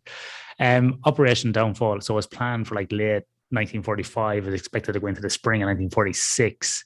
It was going to be a very long operation. Obviously, you're not on one landmass. It's very much an amphibious type assault and aerial assault onto the strongholds of the island itself of Japan and some of the surrounding areas. And given that they were in parts of China and Mongolia as well, it was expected that over 2 million people would die in this on the Allied side. And at the time as well, there was 100,000 POWs in Japan, which you would have seen on the first slide. A number of those were Australian as well. So you got to remember Australia was in this war as well. And it was expected that if they did launch this, that all those POWs will be just killed instantly. So that was kind of factored into it as well. And so when people say, oh, you didn't have to drop the bomb. Well, if they did this assault, one, would have had worked. Two, are all these, casualties and deaths acceptable? And three, would have it like completely stopped the war? Or would Russia have come in from the other side and taken over parts of Japan like in Europe? And these are all obviously hypotheticals because it never happened. We don't know. But there was other options being discussed at the time, which really haven't been, I think, communicated very well. A lot of people aren't aware of these, that these were in sort of play at the time. So it's interesting that there was alternatives, but ultimately, they did decide to drop that bomb. And as Ciaran said, at the time, Hiroshima was a military and economic hub at the time. Truman actually said that dropping the bomb in Hiroshima would have the least impact. Like, there was people vaporized within a 5 square kilometer radius. Vaporized, not killed, vaporized. And he said that this would have the least impact. These two bombs killed over like 200,000 people in a couple of days. So you just actually roll your eyeballs at. This guy here, Colonel Paul Tiblitz, dropped the bomb in Hiroshima. I often wonder how he must have felt after Like you said as well, Ciaran, was the little boy was from the Enola Gay here, which is actually on display in America today in an air museum. Japan didn't believe it was going to happen. And what's surprising is Nagasaki, which was an industry city, which had Mitsubishi in there, manufacturing stuff for the Japanese government. So a lot of these companies today, like Mitsubishi, manufacture stuff for the Japanese government. In Europe, Tyson Krups, if you have a Krups kettle, they got in big shit because they were making lots of stuff for the Nazis, and they were tried, I think, for some sort of like war crimes afterwards, and because they paid so much money. They use a lot of slave labor and stuff. A lot of the companies in Europe use because they paid so much money to the Jews. Slave labor from Jews, because they paid so much money to the Jews afterwards, they basically got off. IBM was another one. IBM came up with a numbering system for the Jews in the concentration camps. They were the data management company at the time. Coca-Cola developed Fanta for the Nazis. I love how an American company developed a drink specifically for the Nazis, Fanta. So there was all these kind of crazy things that happened. But Nagasaki wasn't actually the second target. It was Kokura, another Japanese city. And they went on that raid that day, but cloud cover didn't allow them to do it. So they got redirected to Nagasaki. So absolutely fucking crazy. So we might jump off here, Ciaran, and talk about the bomb itself before we talk about, because the rest of my slides are kind of, post the bomb. And I just thought it'd be good to bring us up to there with some of those kind of very, very rough, quick facts about, sort of what was happening at the time, which may just help people kind of frame what happened. So in 1938, I believe, there was a letter sent Einstein was involved in sending a letter to this guy Leo Szilard, and Einstein were involved in sending a letter to American leadership, specifically to suggest that we should be looking at building the bomb because we think this is possible, and the Nazis may very well get there first. And I don't think they were initially heeded, but then eventually they set up the Manhattan Project and then it ended up being set up in Los Alamos in New Mexico. And Alamogordos, actually, the name just came to me. I mentioned earlier on, the testing site for the Trinity bomb, I think, was called Alamogordos. The name just came into my head there. Ciaran, sorry, do you know why it was called Trinity bomb? Was there any particular reason behind that? I actually don't know. I don't know what the significance was. And the Nagasaki bomb that was dropped as well, you had the name of the first one, Hiroshima, was the little boy. The Nagasaki one was the fat man. That comes from a movie. Dropped in me. Sorry? Did you know those names come from a movie? No. So those names came from a movie. I'm just going to grab my notebook here because I wrote this down. I was actually wondering where the names came from. Cool. I never actually looked up the names. Yeah. It was kind of... This is the good thing about you and me, Ciaran. We think completely different. So we come up with weird shit. So let's come back to my notes. I was watching heaps of documentaries on the weekend about this, and then I'm just looking up the names. So God. Yeah, well, you're trying to find out I can't read my own writing. Oh, no worries. So Oppenheimer was a bit of he was a polymath in terms of he was an expert in numerous different fields, but particularly physics, obviously, as I mentioned. And he was Oppenheimer. One of my favorite stories about him as a young lad, even, this is how sharp the fellow was. He ended up as a child, I think he might have still been a kid, not even a teenager yet, wrote a letter to the American Geological Society. He was really interested in rocks and rock formations and everything, and wrote this letter. And then he ended up basically sending this letter in, and then got a reply back asking him, did he want to come in and talk and present his ideas to the New York Geological Society, sorry, not American. And then ended up showing up with this stack of papers, and a little 12-year-old or 11-year-old shows up. They thought it was an adult that they had been corresponding with. Really? This little kid then gets up on stage, and probably standing on a stool or whatever behind the speaker or behind the microphone, or if there was a microphone at the time. That's bananas. Or something. And he ended up delivering this talk to them. So he was a very, very, very sharp fella. And is that in that book, The Precipice? No. Oh. there's not really the same kind of history of the bomb in that, but this is kind of separate stuff. And I went down the rabbit hole on Robert Oppenheimer on numerous occasions, just as a character. He's really interesting backstory in life, and including bouts of mental illness when he was in Cambridge, because he was at Cambridge University, had bouts of mental illness where he was kind of very severe, some kind of depression kind of a thing. That I'm not sure what it was diagnosed as, or if it was diagnosed at all, but he ended up, because he was a kind of a first time in his life, he was a bit of a failure, because he didn't excel at all in experimental physics, but then he found theoretical physics and just blossomed. So, but eventually he ended up being such a polymath in terms of his awareness of all these different fields that he was selected as the top dog for the Manhattan Project to lead the whole thing. So did you find the quote? I did, it's from a movie. It was a drama movie in 1941, and the movie's called The Maltese Falcon. So Maltese, the Maltese Falcon. There was two characters in a fat boy, little boy and fat man. So that's where it comes from. Cool. Yeah. That's a brilliant bit of trivia. Yeah. So, and then another, just seeing around a few trivia points here. Here's one for you. A couple of trivia points I found out. These are just fun ones to break it up a little bit. There is a peace flame at Hiroshima, and it will not be extinguished until all nuclear weapons, all are gone from the world. The ginkgo tree survived the blasts and has been in Japan for 270 million years. And it's actually technically a living fossil.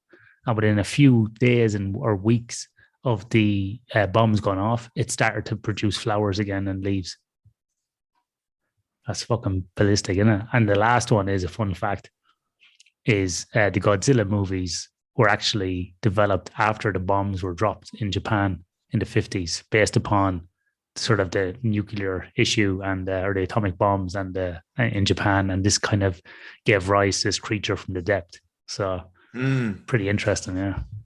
Class, yeah. A lot of my interest has been in this, as the bomb in particular has been partially because of the romanticism I have around science and the people involved in projects. So people like Richard Feynman were involved in the Manhattan Project, who was a major idol of mine, and his writings, and he's a great book called Surely You're Joking, Mr. Feynman, where he tells all these stories from what it was like to be around the Manhattan Project and all these pranks he was playing on people, etc. And obviously Robert Oppenheimer was was the top dog, and long story short, he kind of knew enough about everything to constantly have all the balls in the air in his own mind about what was going on at the time in all these different domains in different areas. And a bit of trivia that is in the precipice, that they do talk about in the precipice, that's kind of somewhat startling, is that there was some estimates at certain points that there was people worried based on their calculations that when they set the first bomb off, that they were worried that it would kick off a chain reaction and essentially set fire to the air, is a way of thinking about it, and vaporizing all the oceans, that it would kick off a chain reaction in the atmosphere. So there was and actually the night before, even, they were just taking the piss before the first bomb test. They were actually taking the piss. Like, Oppenheimer actually brought these concerns to the military leadership and kind of voiced it to them. It's like, there's some of our lads here reckon that if we kick this thing off, there's definitely a non-zero probability chance that we could end up igniting the entire Earth's atmosphere and destroying all life on Earth. And Jesus Christ. Yeah, that was a potential possibility. So eventually they ended up whittling down based on more and more calculations and an exploration in the area, realizing that a chance of it happening was very, very, very, very, very, very, very, very low, but just still wasn't zero, of course, because nothing really has a 0% chance of a fully 0% chance of happening. But then there was people that were they ended up doing a round, taking bets, just kind of a bit of kind of gallows humor, taking bets even the night before that. Okay, what are the odds that we're going to ignite the atmosphere and kill us all and kill all life on Earth?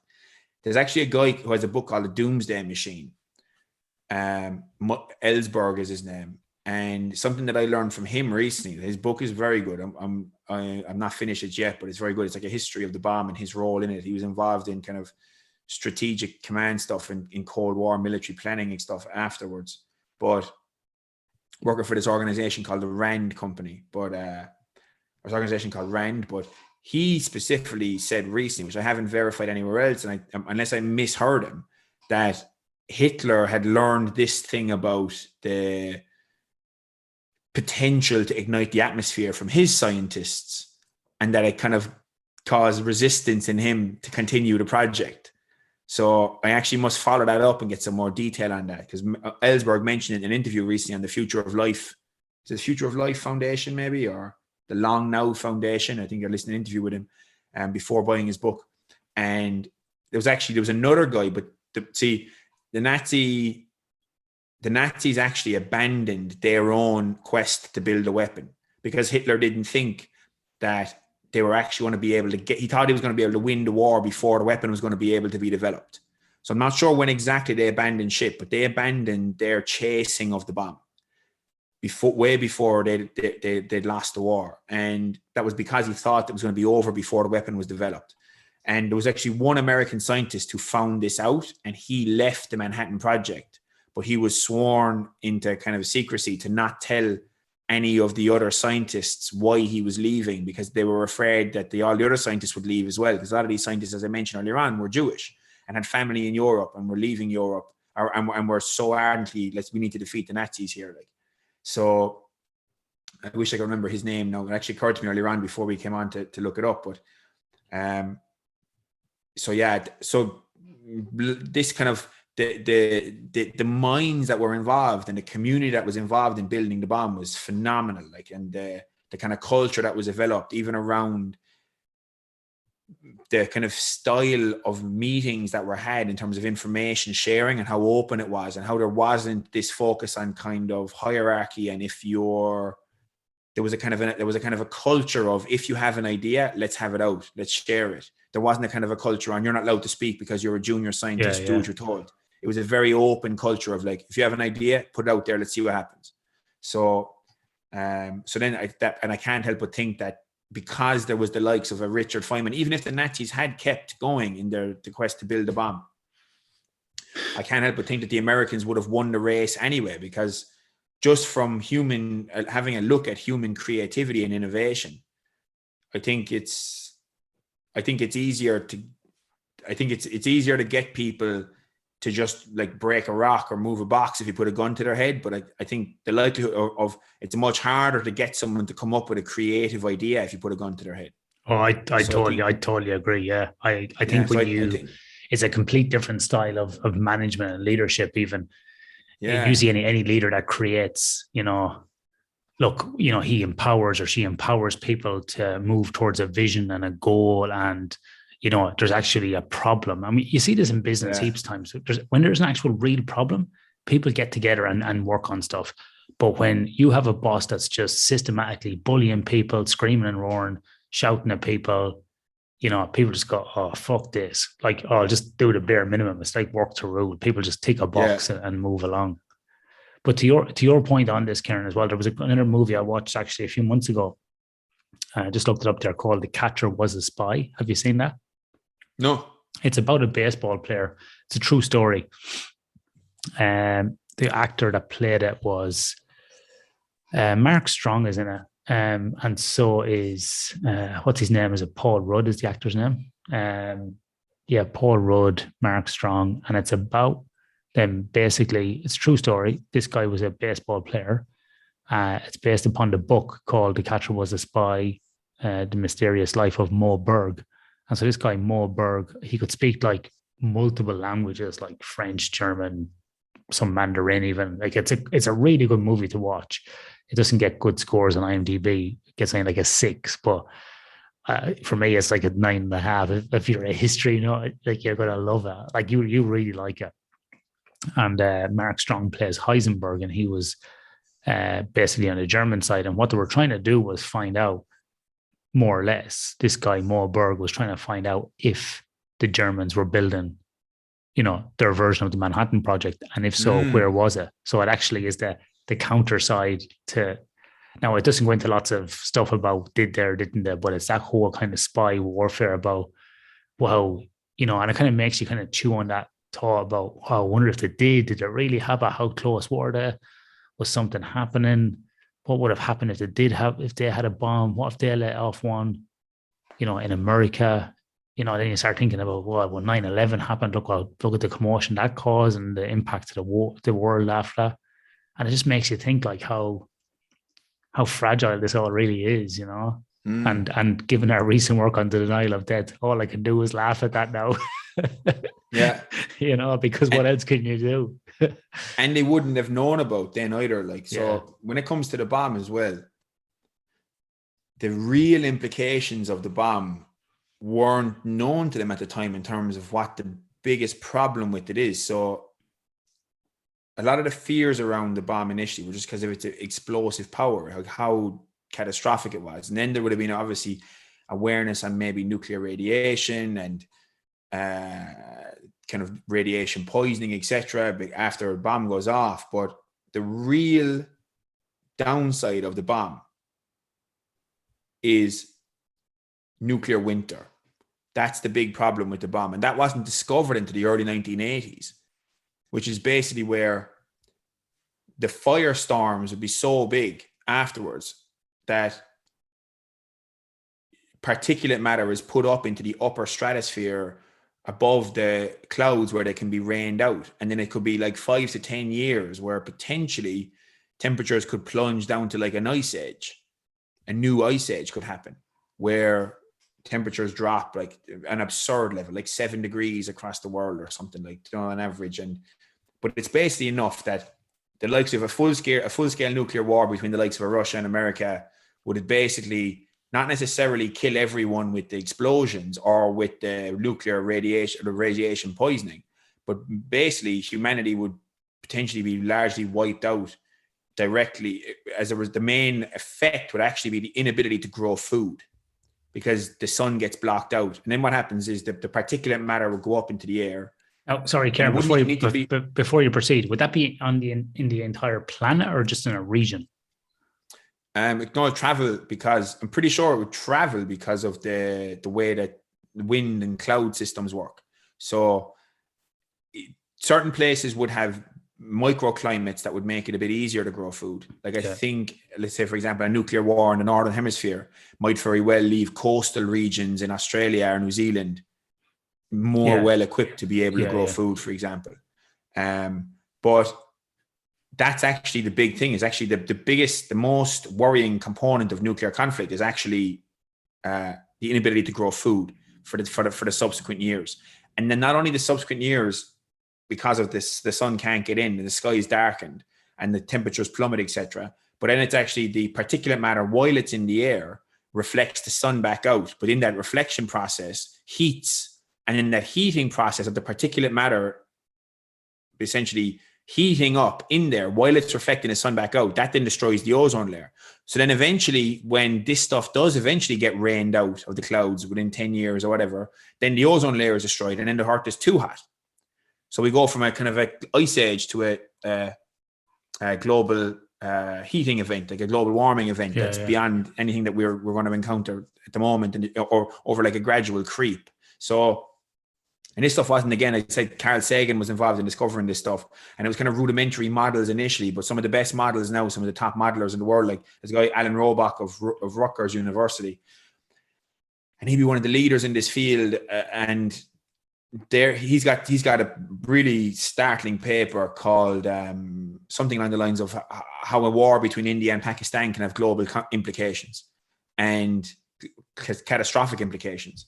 And I referenced it in that essay that read it. Maybe we can include a link in it below. But he explains basically how easily a conflict between India and Pakistan could escalate over an area like Kashmir. And then they have about 150 weapons each at the time of his writing. And even though Pakistan is like 150 million odd people, India has more than 1 billion. That a localized conflict between them could still kill billions of people all over the world from starvation because of the fires as a result of the nuclear weapon exchange that would happen between them. All it would need to happen if the rest of the whole world started doing kumbaya and meditation and doing push-ups and going for runs and loving each other. Except India and Pakistan decided to still hate each other, and they went off. There are only 2 out of 8 or 9 official nuclear nations. All it would take is the 2 of them to not become peaceful and get their shit together in terms of global, not that anywhere else in the world has their shit together, but this is just an example. All it would take is the 2 of them to kick off with 150 odd weapons each, and we still all starve to death. Not all, but most of us still starve to death. And that's a process that will kick off in a half an hour. Like the buttons could get pushed now, and a half an hour time, the particulate matter is up in the air because the fires have started and the firestorms start, and whatever amount of whatever, especially if the bombs are dropped on major cities and there's all this fuel in the cities to burn buildings and etc. So a lot of the modeling that's done on this is actually trying to look at certain cities and how certain fuel burns and trying to model it based on the amount of fuel that would actually be provided to a nuclear bomb. And then you can see some shit on these, like some of the impacts actually looks like hell. And you can see this even without a nuclear bomb. Have you ever seen like these fire tornadoes? No. In storm, where it's like a tornado made of fire. No, I've never seen that. It actually looks like it's like a hell stuff. Like it's like what you think of like the depths of hell being described as. But but this stuff, funnily enough, like this stuff wasn't discovered until the early 80s, which meant that throughout the bulk of the worst parts of the Cold War, and I can give you some examples if you want in a bit as well of like nuclear near misses during the Cold War in the early 1960s, like the Cuban Missile Crisis, etc. But once that bomb was dropped on Japan, and there's someone like Dr. Manhattan, the Manhattan Project leader Oppenheimer, in multiple places post Second World War, he aired doubts as to whether or not the bomb needed to be dropped at all. Like but again, I don't know what the precision of his arguments were in terms of like, well, is his concern about the dropping the bomb the arms race that it was about to create between the USSR and the West, and what that would have meant for the future survival of the species? Or was his concern that, well, we didn't need to vaporize 200,000 people and we could have won the war without needing to do that? I don't know exactly why, but I know he did express concerns. But then, Ciaran, look at the data I put up there about Operation Downfall. 2 million people. So if you're sitting as an Allied commander and you're like, do I sacrifice 200,000 to 300,000 Japanese people and definitely put an end to the war with a show of force of, look at what I can fucking do in an instant? Or do I roll the dice and go into a 4 to 6 month, warfare where I'm going to lose 2 million people? And I can see it from that perspective. I can see it from Oppenheimer's perspective. I can see it from the peaceful side of me, inside of me, that goes, no one needs to die. And then I can see it from, another side where it's like, wait now, why are we in a fucking war? Like, why? How do we even get to that? Because you talk about cause and effect in karma, which karma is cause and effect. If the Japanese didn't bomb Pearl Harbor on that day, that wouldn't have happened either. It's a bit like when, Al-Qaeda or Taliban, whoever, went to the Twin Towers and did that, and then the Americans descended in the Middle East like a shower of ghouls and went mental over there. It's cause and effect. You talked about Pakistan and India. Pakistan and India was only created when the British left India. Basically, Pakistan was a country that was created when the British powers left India, and all the Muslim people walked into Pakistan, and that's how Pakistan became. So if you want to talk about the nuclear standoff between Pakistan and India, you might as well go back and blame the English. But we could play that game until fucking before Jesus, you could go all the way back to all of that. And that's where I get a little bit pissed off sometimes when people start blaming different populations, or in the culture wars, if you want to call it that today. It's like, well, who do you keep blaming? Like where does it stop? Where does it go? Yeah. Like, let's be honest, no end to it. Everybody gets fucked over by somebody. And another way of something, again, another element to this that could actually be a fascinating topic for another discussion is there's a guy from Portland University that wrote a paper basically highlighting the positives of colonialism. That could be an interesting paper for us to review someday.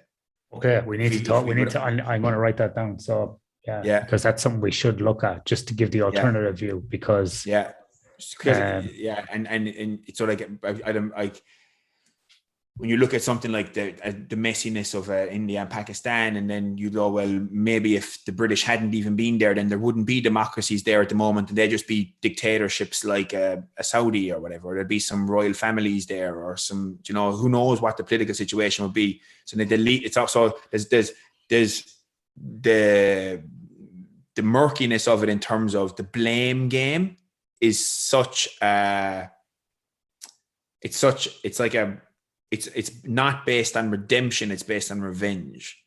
So like the blame game isn't based on let's try and reach a solution to go forward. The blame game that's tossed around across all this stuff. Well, they did this to me and they did this to us, and then the Catholics came over and did this to us, and then the Protestants, whatever. There's all this conflict. It's like that's not going to facilitate the continuation of our species in the era where we had the technological capacity to derail the whole ship in a half an hour.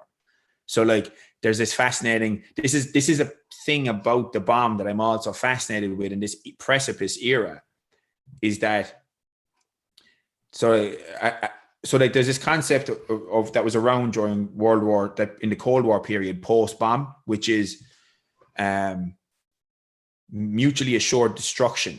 It was kind of tossed around. Well, if we need to have deterrence to be able to deter them from wanting to attack us, and we are deterred from attacking them because they have their intercontinental missiles and everything, and they have their nukes, submarines with nukes on board, etc. But then what the more recent modeling has shown is actually a concept called self-assured destruction. Or even if the US or Russia attacked the other side and the other side didn't retaliate, everyone still dies regardless because of the climate cooling effects.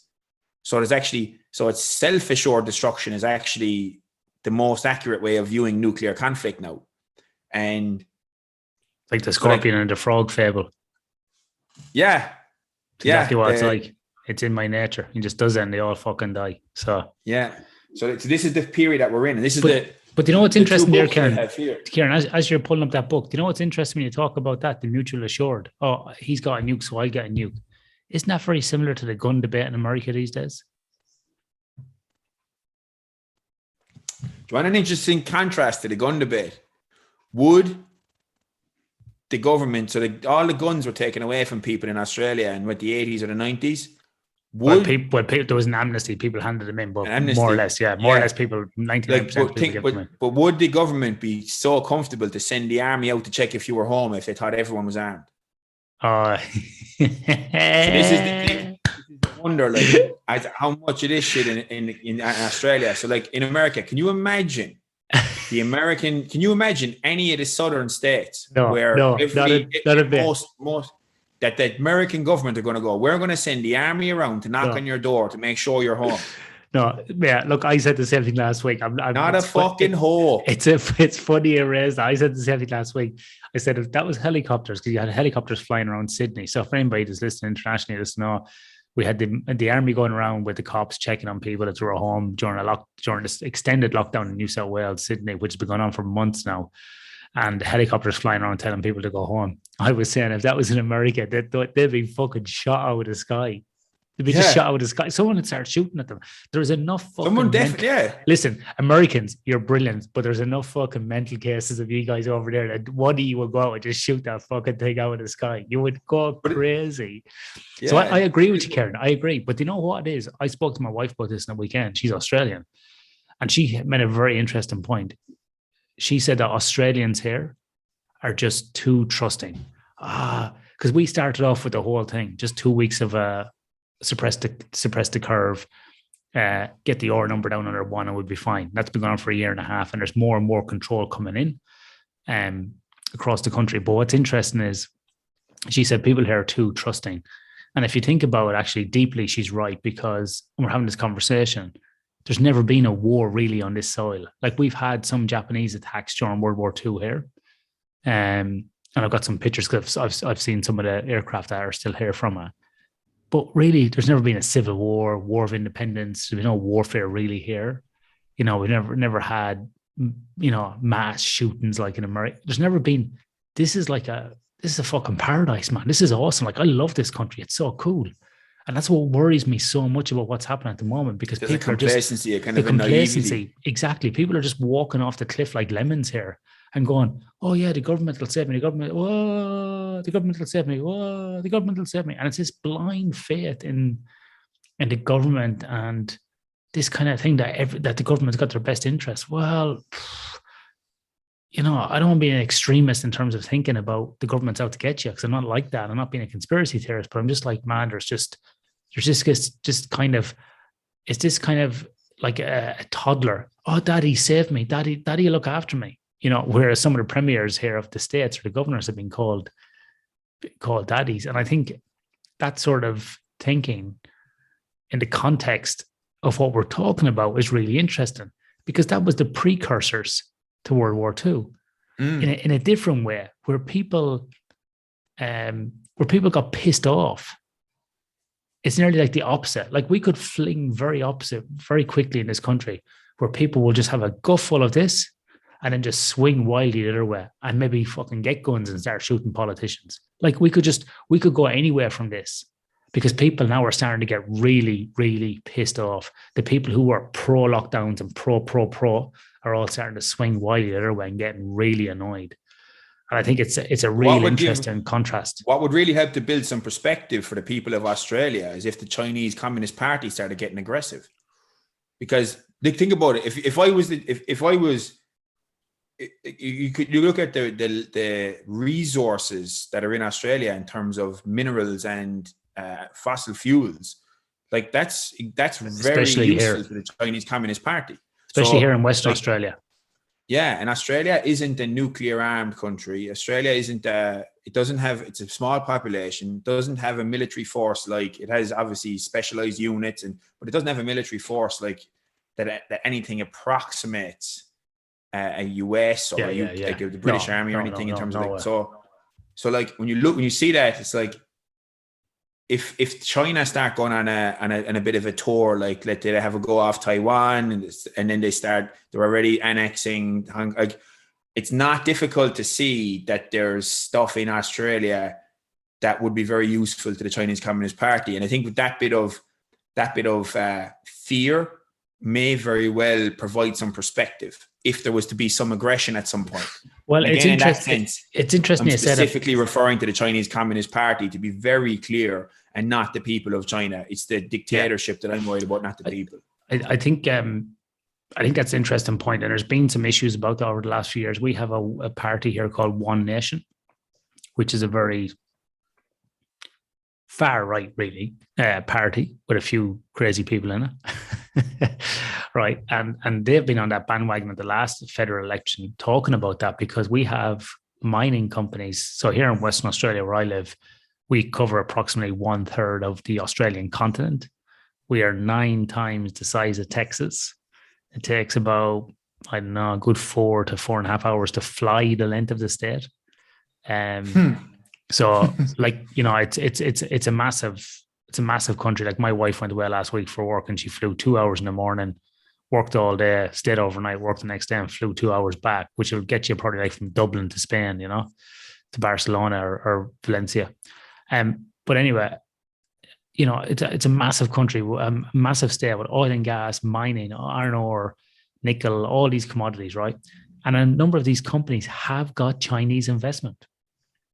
And all those mining companies have runways because they have to fly workers in and out. So that this One Nation party was going on a bit of a tirade and putting in big ads and radio campaigns saying basically that this could where the Chinese army could land. And whilst you think about it and you go, that'll never happen, then the other party goes, what if it fucking did?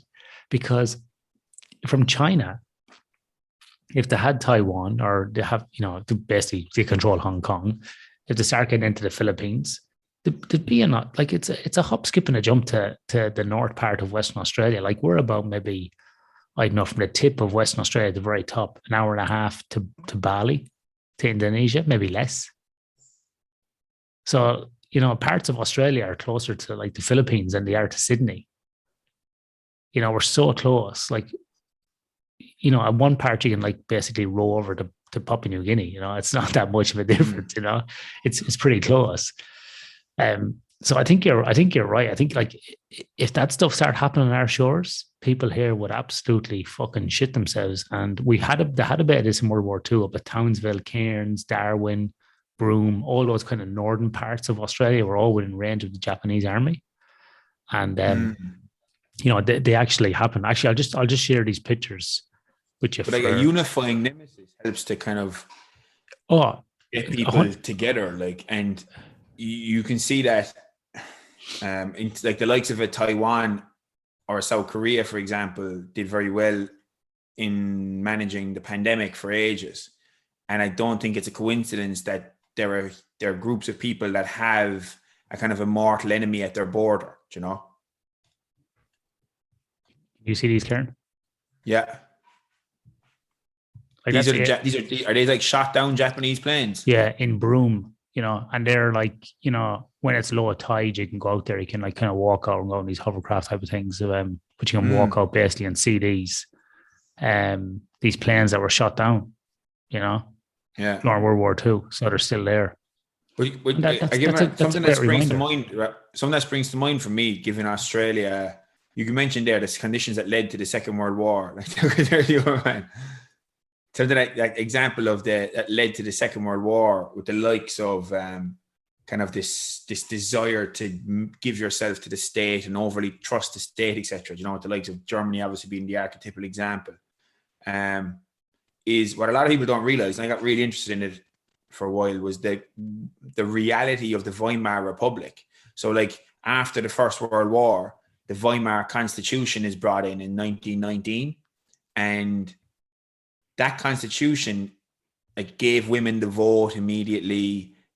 The German cities were really liberal. There was gay rights movements. There was activist movements to get rid of capital punishment.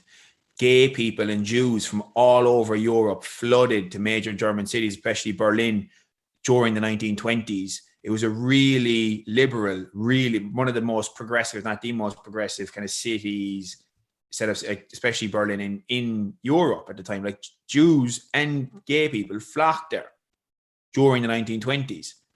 And that's that kind of reality of how something like that could go then to 1932, 33, burning of the Reichstag, and all of a sudden Hitler has control of the country, is not like history doesn't.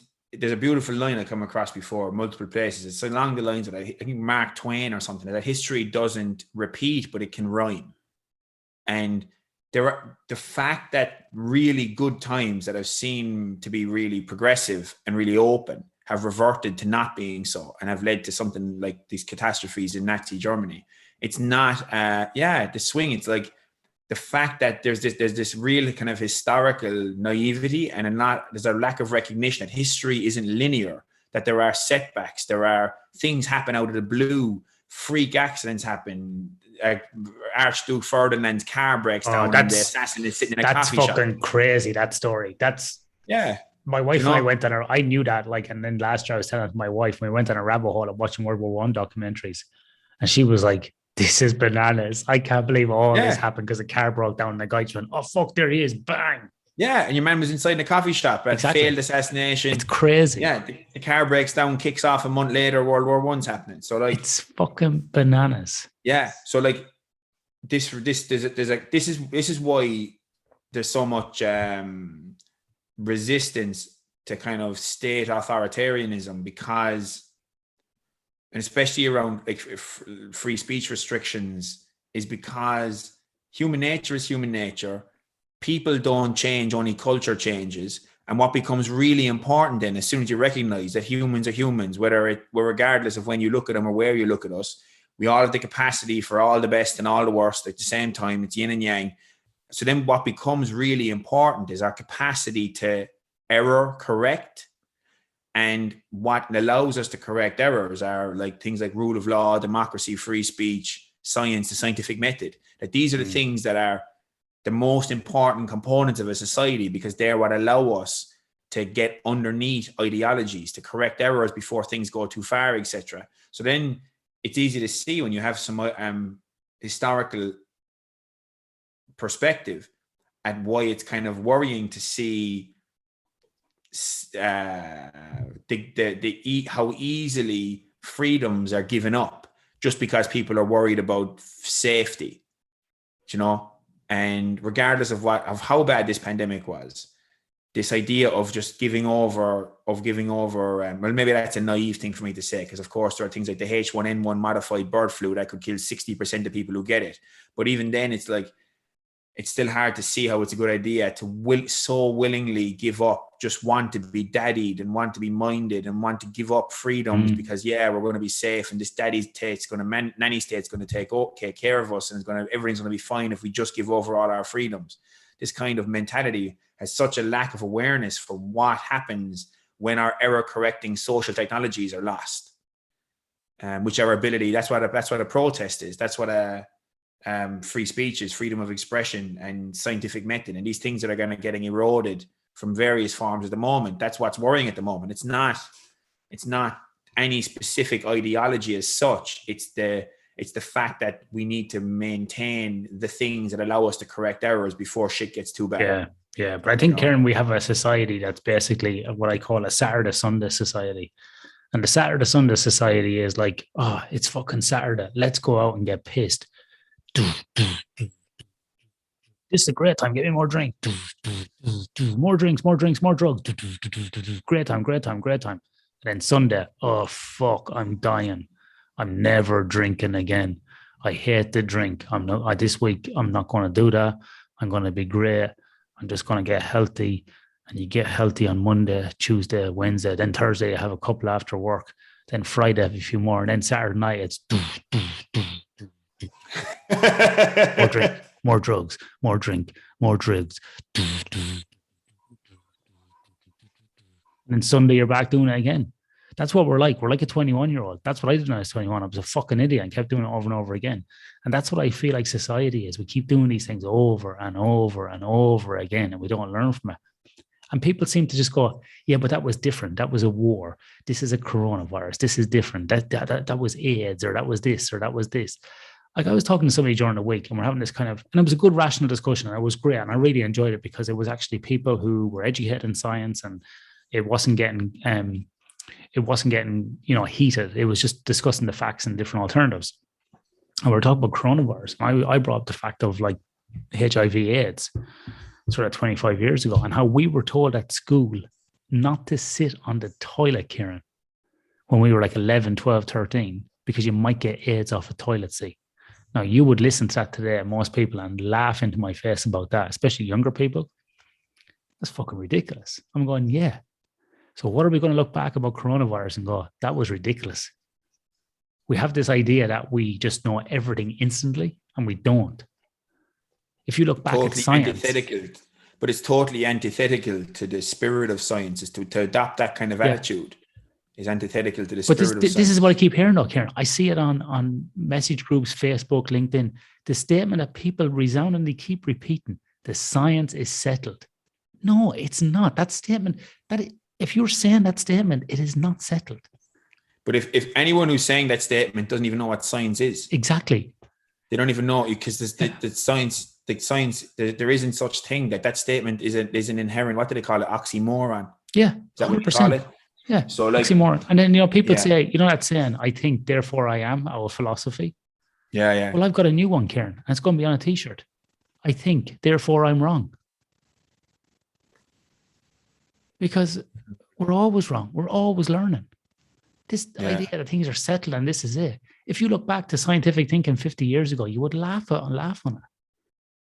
Like the idea is the way, the means of generating the knowledge and exploring the ideas would have been the same, but the actual best available evidence. Yes, that's what I mean. Sorry, would be different. Yeah. That's what I mean. Not the methodology. I'm talking about the outcomes we would have known, the truth as it was as that time and space. But my point is more to people, and it's probably more to people who are not trained in science, which is the science is not settled. It's never settled. Like you said, it's an oxymoron. It's a continually moving beast. It's moving forward. And I think it's a case of that, these error corrections. And this is why I think this is a problem with experts in an area, is you might be the best epidemiologist, the best virologist, sleep scientist, sports scientist, engineer. But if you're not grounded in other principles of society, history, sociology, economics, philosophy, psychology, if you don't have an fundamental view of these, you're just going to be a boffin in a room. And so when you make, expert opinions, which I value expert opinions, but you got to take it into context. I'm not saying you have to be a polymath, but you have to have some understanding of what's going on outside. Because if you don't, you're not going to be able to place your expert opinion or deliver your expert opinion in a valuable way. And that's the benefit of learning other things and not just being an expert in one area, because, it's like a health officer get up and talk about blah, blah, blah, whatever about XYZ and the coronavirus. And they're like, that's the science they're saying, that's the medical advice. Yeah, right now it is. But what about the economics of lockdowns, the suicides, the other things all of these other things that don't seem to just can get brushed under the carpet. And then you've got arrogant people in politicians going, oh, we're all in this together. Well, we're not really, because you're getting paid your 8, 9, 10 grand a week while other people aren't. So we're not actually all in it together. If you want to be all in it together, you salary sacrifice your money and stop taking payment. So we're actually not all in it together. What this has done is actually showed, that it's just created a bigger divide between the haves and the have-nots, in my opinion.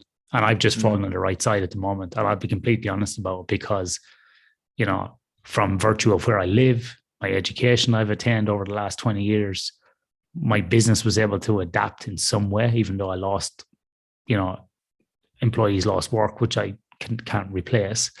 And I'm sad for that. And I'm sad for them for those opportunities are missed. But I was able to adapt my business to go more online. And then just by virtue of where I was, like, it's just, so there's a lot of luck in it with me, but I see what's happening to other people.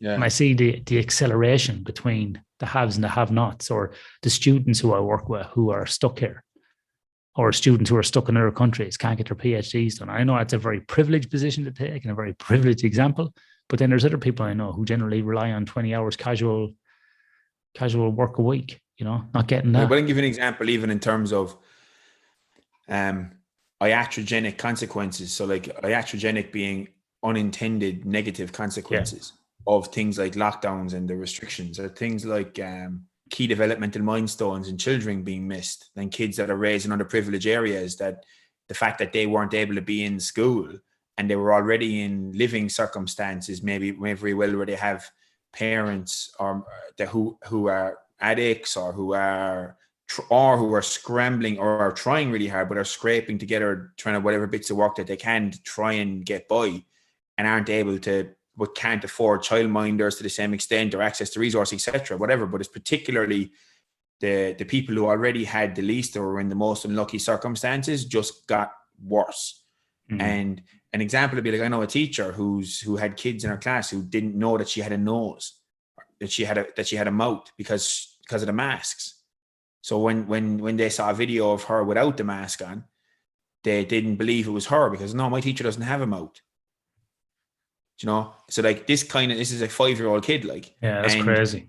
So it's but at the same time, fear is an unbelievably, like, this is I'm not trying to come across like there's nothing to worry about the virus by any means, because I know people that have been whacked by it big time, young healthy people that were like wiped out for weeks at a time from it, and I know a couple of people that have some really severe kind of long COVID stuff going on and need to get cardiac rehab afterwards and everything in their early 40s.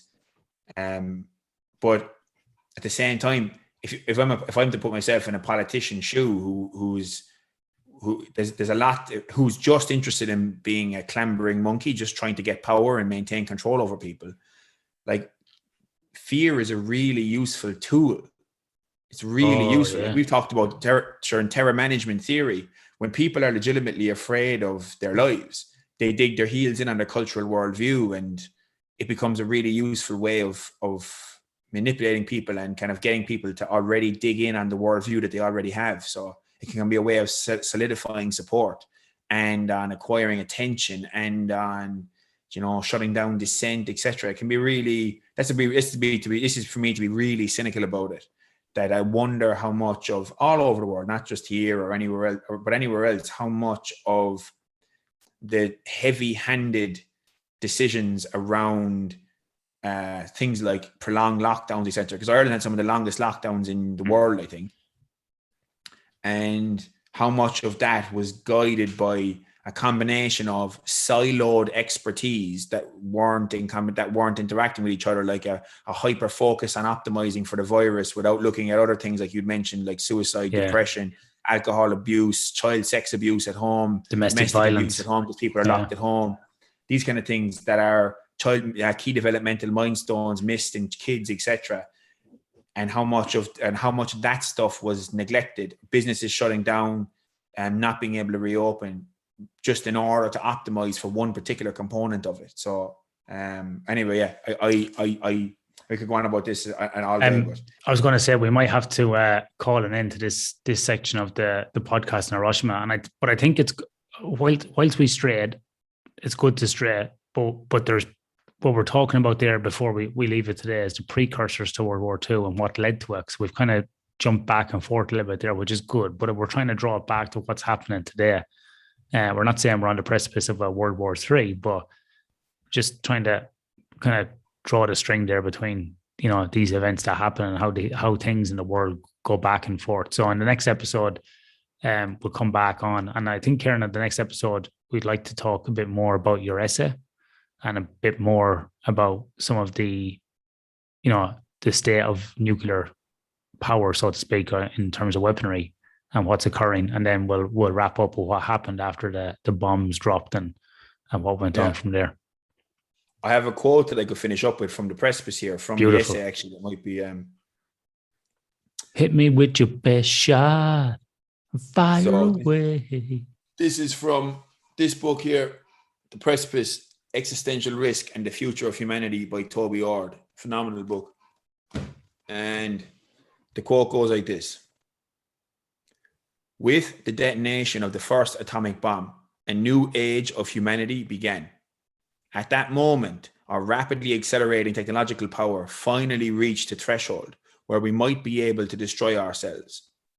The first point where the threat to humanity from within exceeded the threats from the natural world. A point where the entire future of humanity hangs in the balance, where every advance our ancestors made could be squandered, and every advance our descendants may achieve could be denied. The greater part of the book of human history left unwritten, the narrative broken off, blank pages, close quote.